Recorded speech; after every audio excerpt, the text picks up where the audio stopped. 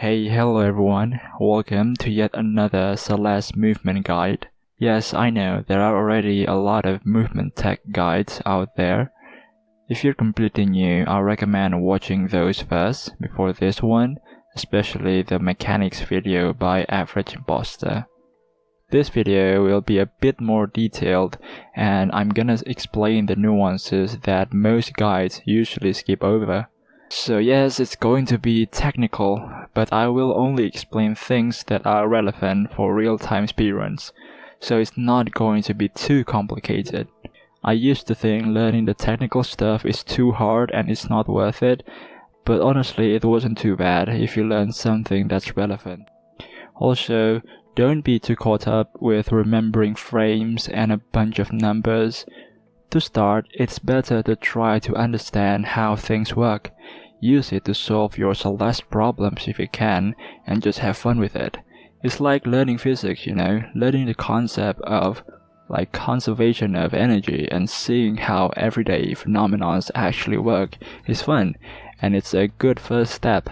And then you can learn the formula, the math, if you want to be more serious. I don't know if that's a good analogy, but let's just move on. This video will explain the fundamentals of dash and basic dash techniques. Alright, let's start. Dash is arguably the most important mechanic in Celeste.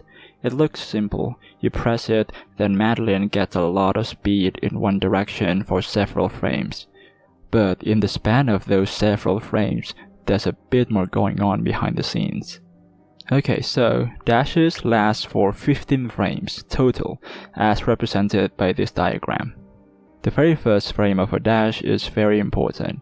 On this frame, Madeline starts the dashing animation, and the game does a bunch of important things. First, the game sets Madeline's speed to 0. This always happens even on advanced tech where you preserve high speed. And the second thing is the game applies frozen timer and dash CD timer. But what are those? Frozen and dash CD are variables that have an effect to the game. Frozen, or usually called freeze frames, makes the entire game freeze. Madeline, the level, even the in-game timer freezes when this timer is running. There are only a few things that are not affected by this, such as the music, cassette block, and of course, the frozen timer itself.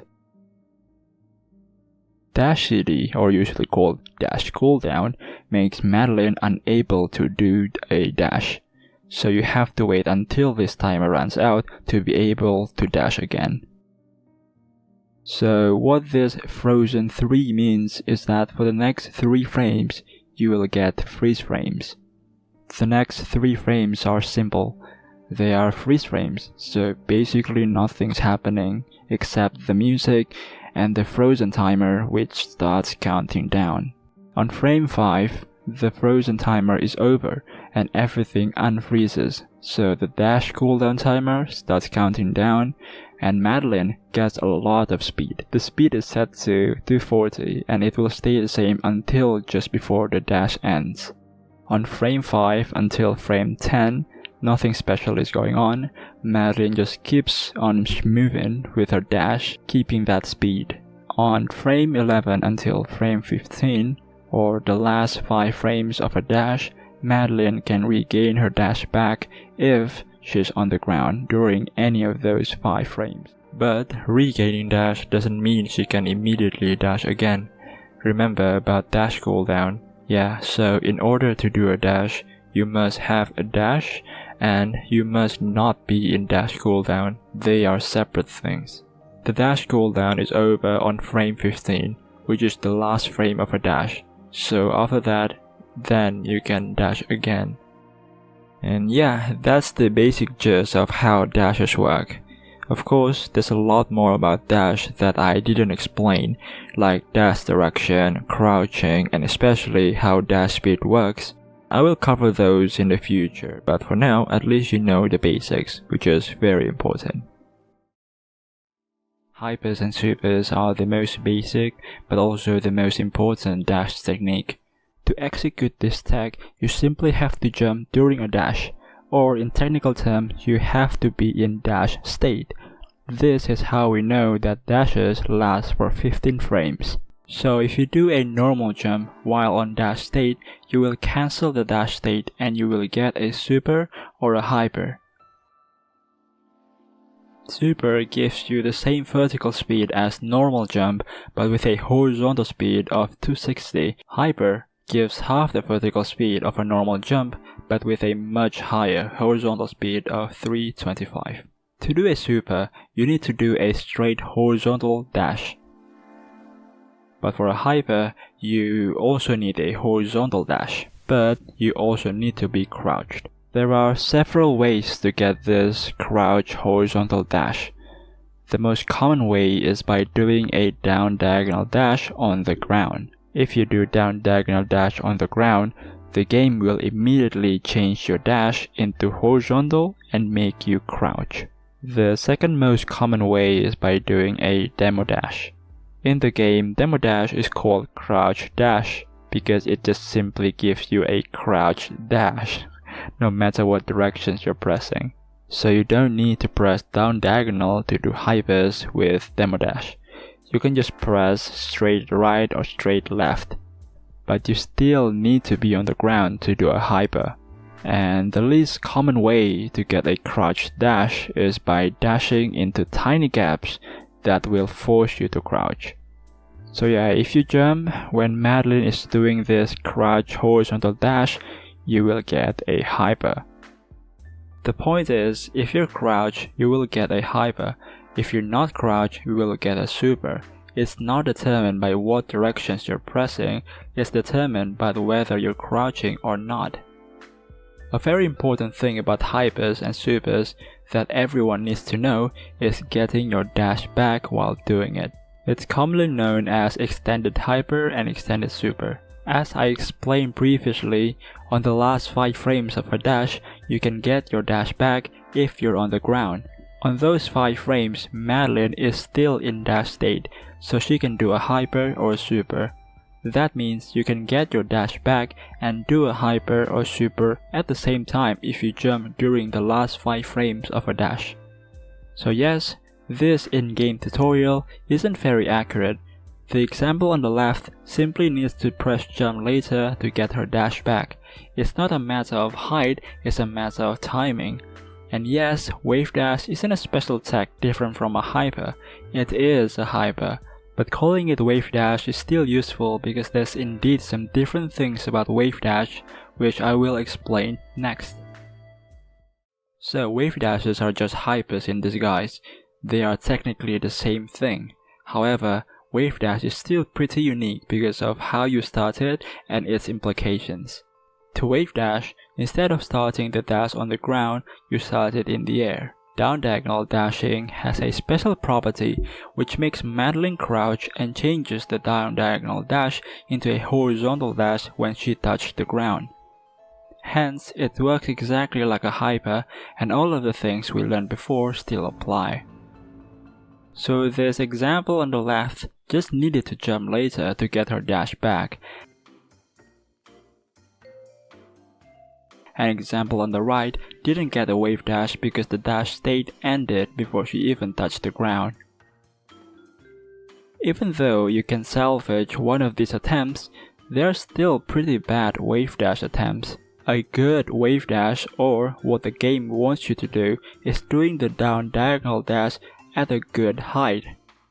Even though it's not necessary to pull off the tech, it does make it easier and it's even necessary in some cases. This good height refers to a height where if you perform a down diagonal dash, you will touch the ground exactly when you're on dash refresh frames. Dash refresh frames are the last 5 frames of a dash, so it's pretty lenient to get. So, on good height wave dashes, when Madeline just touched the ground, she can immediately jump the wave dash and get her dash back. That means it's impossible for Madeline to wave dash but not get her dash back if you do the wave dash at a good height. Another thing that makes good height wave dash good is because you can buffer the jump. I explained the basics of input buffering in another video, but in short, buffering is inputting an action when the action cannot happen yet. Then, when the action can happen, it will happen as soon as possible. Input buffer window is 4 frames, so you can press jump 4 frames before she touches the ground and you still get the jump. Overall, this makes getting a wave dash a bit easier than getting an extended hyper. And this is necessary in some cases, like in this room. Without a good wave dash, you don't have a long enough platform to get your dash back. If you paid attention, you should remember that in order to do a hyper, you don't necessarily need to do down diagonal dash. You just need to be crouching and dashing horizontally. One of the ways to do that is by using demo dash. There's a lot of history behind this special dash, and you should watch this video by TyKim to learn more about it. But in modern Celeste, you can simply use this in-game button to do demo dash, which is just literally called crouch dash. The famous use of this dash is to go between the dust bunnies and spinners, especially in this room in 3A. But it can also be used to do hypers. I already explained how it works here. If you forget, doing a hyper with demo dash is usually called Demohyper. So with Demohyper, you're able to dash horizontally in midair and get a hyper. Usually Demohyper is not needed because you can just do a wave dash, but in some places it is required, and in other places it is faster to do Demohyper instead of wave dash. Demohyper can also be useful even while doing it on the ground. Even though a down diagonal dash and a horizontal demo dash look the same visually on the ground, they are a bit different. The difference is the speed at which Madeline moves while dashing. Down diagonal dash gives Madeline less speed than a straight horizontal demo dash. Even though they are both crouch horizontal dash, they move at a slightly different speed because of the initial dash direction. So yes, if you do demo dash but you're pressing down diagonal, you will get the same speed as a normal down diagonal dash. So using demo hyper can be faster than normal hyper in the right circumstances. Demo hyper is also good when you want to hyper as far away from the edge as possible and utilizing coyote time. As you might know, Celeste has a coyote time like any good platformer. Coyote time allows Madeline to jump up until 5 frames after leaving a platform. As usual, you can see it on the test HUD here. So, if you have more speed, you can jump from further away on coyote time.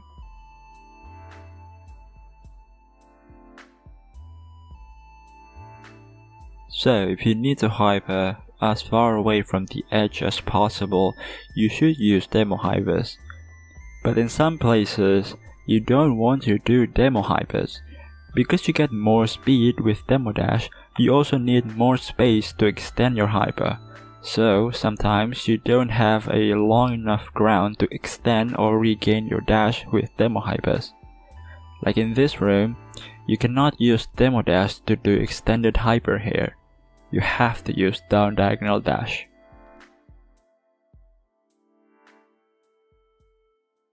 As you might have noticed, hypers and supers aren't really a special dash, they're more like a special jump. The game's code even calls it super jump. So because of that, you are able to hyper or super in the opposite direction of your dash by simply jumping to the opposite direction. This is what we call as reverses.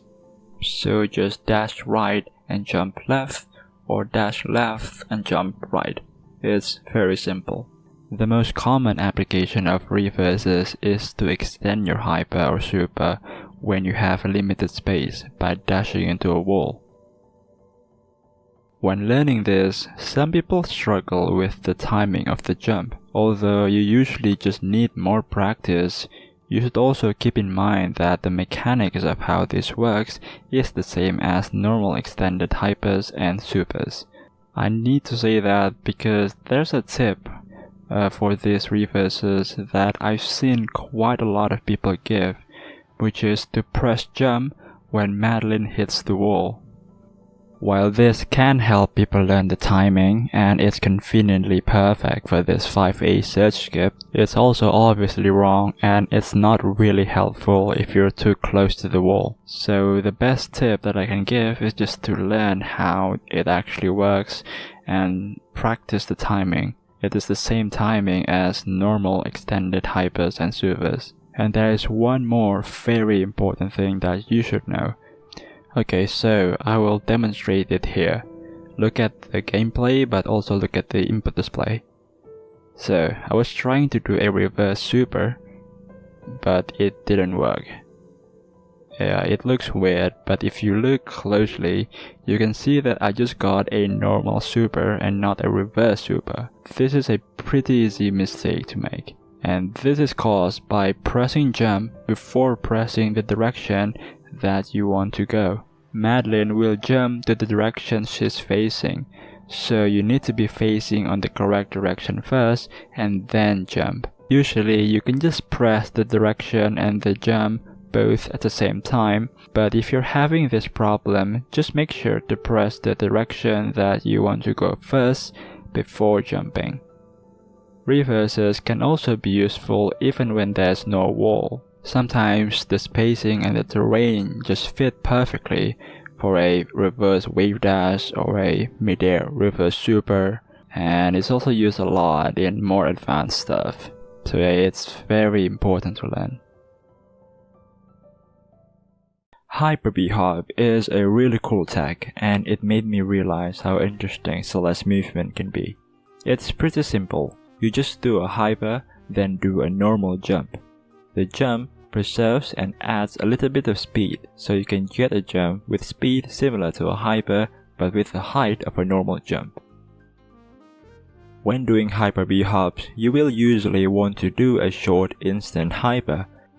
Instant means pressing jump to hyper as soon as possible. If you do this, you won't even see Madeline moving before she hypers. Short hyper means holding the jump which you use a hyper very shortly. By doing this, you get the hyper speed as soon as possible, and you can be on the ground again as soon as possible, so you are able to bhop and preserve the speed as much as possible. This type of hyperbhop is what you will do 99% of the time.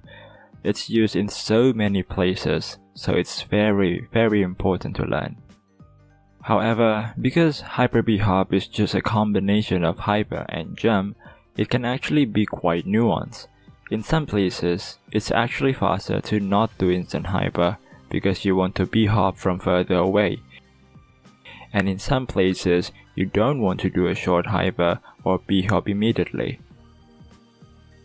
And sometimes you want to do a super bhop instead of a hyper bhop.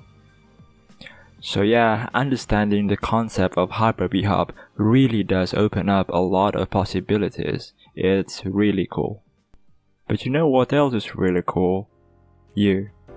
Yeah, it's you. You are so cool. But not as cool as reverse hyperbhop. Okay. Okay, so reverse hyperbhop is just a hyperbhop, but you do a reverse hyper instead of a normal hyper. It looks pretty useless if you do it on long flat ground like this, but reverse hyperbhop is actually very powerful in some cases. But first, let's talk about doing hyperbhops on moving blocks. So Kevin and other moving blocks are interesting. If you do a hyper on a Kevin, you will get a hyper speed plus the Kevin speed. So the hyper gets boosted by the Kevin, which is pretty intuitive. But the crazy thing is, you can get that Kevin speed boost again by jumping on the Kevin after hypering. So doing a hyperbhop on moving block is much faster than just hypering on it, and you even get more height, so hyperbhops are very powerful on moving blocks. However, most moving blocks aren't as long as this block, so for most moving blocks it's unfortunately impossible to be able to land on the block again after hypering. The solution to this problem is starting the hyper further away from the block. This can be accomplished by utilizing coyote time and a reverse hyper. So with reverse hyper, it is possible to hyper B-hop on these smaller moving blocks, which is really good. But we can make this even better by using Demo Dash. As we've learned, Demo Dash is faster than down diagonal dash. So if we use Demo Dash to do the reverse hyper, we can start the hyper from even further away. And this makes hyper B-hops on moving blocks even easier. We can also apply this idea for clouds. Yes, you can do reverse hyper B-hop on clouds to get a lot of vertical speed from the cloud boost and from a normal jump, but also a lot of horizontal speed from the hyper. This is usually called cloud B-hop. So as you can see, by combining the knowledge that we got from hypers, reverses, hyper B-hop and Demo Dash, we can make these cool strats possible. I just think this is really cool and made me appreciate and love the game even more, and that's why I'm making this, to share my love of the game. And that's it for the video. Thank you all for watching. I'll be doing more of these, and the next one will be about ultras, and that includes dash speed and how it works, how ultra actually works and what happens when you fail it, and many more. It will be super fun. It will be ultra fun. Okay, if there's any question, correction, or anything else, feel free to comment down below. See you later, bye!